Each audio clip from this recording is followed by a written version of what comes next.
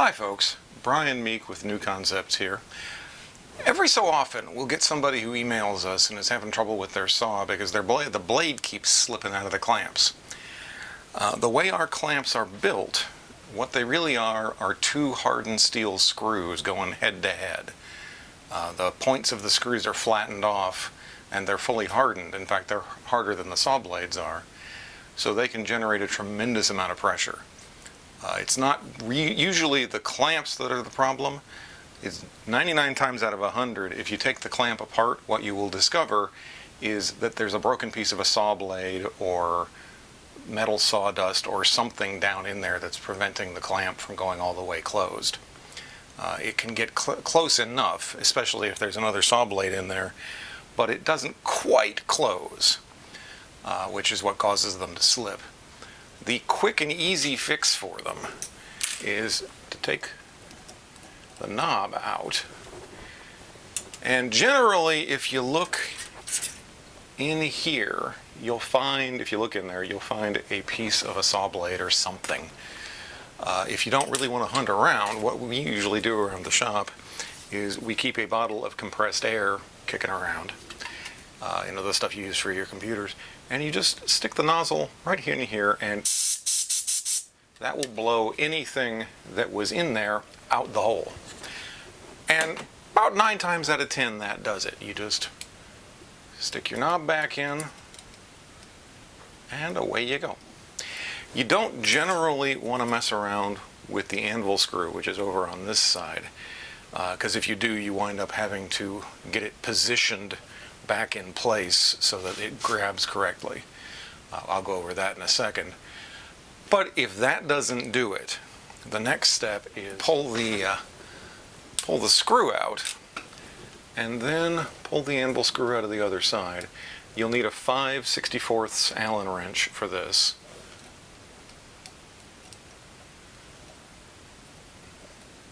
For those of you in Europe, unfortunately, there is no close enough metric size. You really do need 5/64. But there's the anvil screw, and if you look at it, the tips of them are flattened.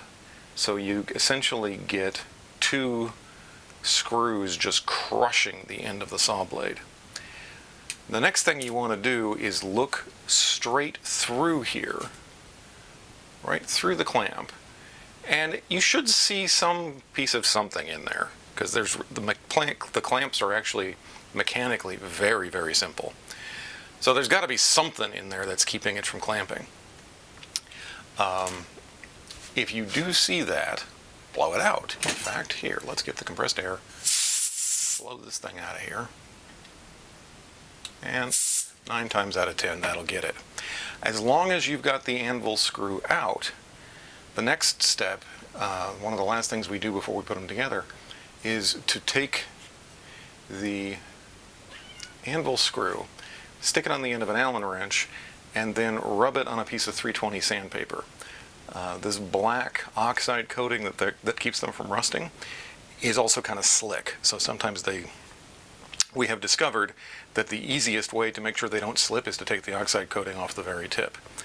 And I'll show that in a second. Okay, so that's one of the anvil screws. I pulled it out and it's currently on an Allen wrench just so it makes a good handle. But look at the tip of it. You see how it's been flattened off and sanded? That's what you're going for, just a nice smooth flat surface. This is 320 grit sandpaper, and all you really need to do is just take the thing and scrub a couple of times. About that much. That's really all you need, just enough to get you a nice flat surface.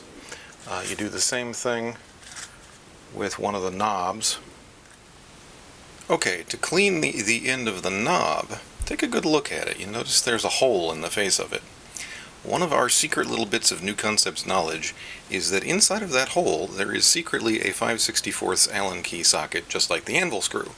So to get a good grip on it, you just stick an Allen key in there and sand just like that, and that's about as much as you need. And you get a nice flat surface, about like that, and that's all you need. Okay folks, once you have blown out your clamp and made sure that there's nothing else in there, let's take a little bit of compressed air and clean it out, Then you have to get it back together again. So the first thing you do is take the anvil screw and just screw it in here until it's about flush. Then you take the cap screw or the clamp screw and stick that in like so. And you run it in until it stops and then back up a little bit. Then you take your saw blade and you stick your saw blade in, and it's probably not going to fit quite right just yet. So sometimes I'll back it out until I can feel it all of a sudden go all the way into the back. And as I clamp the clamp screw, you'll notice that the blade is cocked off to the right a little bit, which means that the anvil screw on the left isn't in far enough. See, it's actually still flopping around while this guy's tight. So what that really means is that I need to bring the anvil screw in, and as the anvil screw comes in, you notice the angle goes away. When they're actually pressing against each other, it goes straight. And what you want to do is end up with the blade in the center of the throat of the clamp. Once you do that, and you can adjust this by playing the two of them against each other. You see how the clamp screw is moving in sync with the anvil screw.